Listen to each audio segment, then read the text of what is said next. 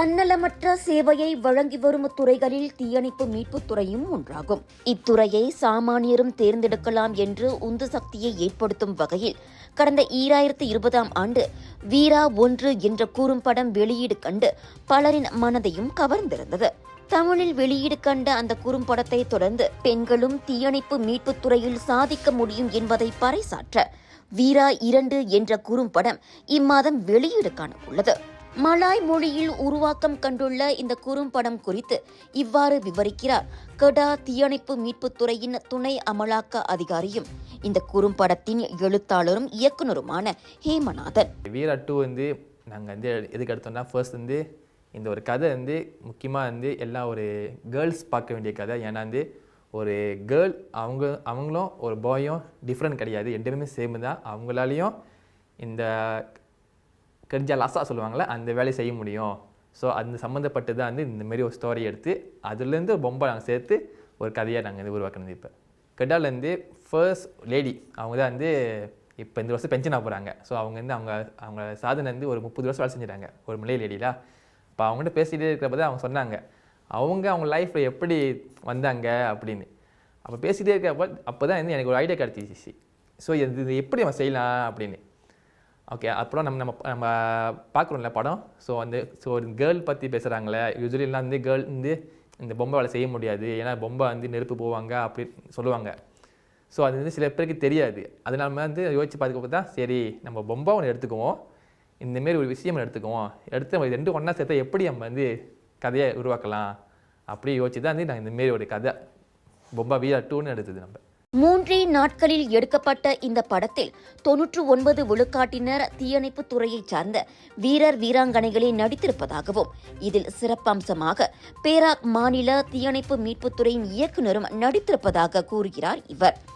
அதோடு இந்த குறும்படம் தனது சுய முயற்சியில் உருவாக்கப்பட்டுள்ளது என்றாலும் இதற்கு மலேசிய தீயணைப்பு துறையின் அனுமதியும் ஆதரவும் இருப்பதாக வணக்க மலேசியாவிடம் தெரிவித்தார் ஹேமநாதன். இதுல முழுக்க 99% எல்லாமே அங்குத்த பொம்பா.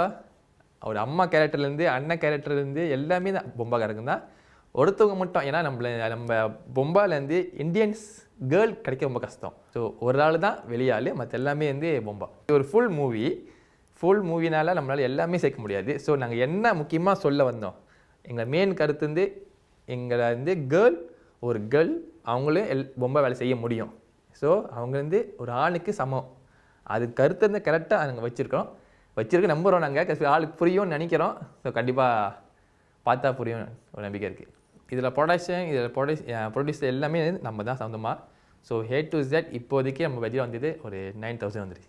இத்துறையில் பெண்களின் உண்மையான சாதனையை தன்னால் முடிந்தவரை சிறப்பான முறையில் கதை வடிவமாக கொண்டு வந்துள்ளதாக தெரிவித்துள்ள இவர் இந்த குறும்படம் எதிர்வரும் செப்டம்பர் 16ஆம் தேதி மாலை மணி 6க்கு யூடியூப்பில் வெளியாகும் எனவும் பகிர்ந்து கொண்டார். இந்த ஃபுல் மூவிலேருந்து கண்டிப்பாக ஹெவியான சீன் சொல்லலாம். ஹெவியான சீன் என்னென்னா, ஒரு வீடு எரிக்கிற சீனு.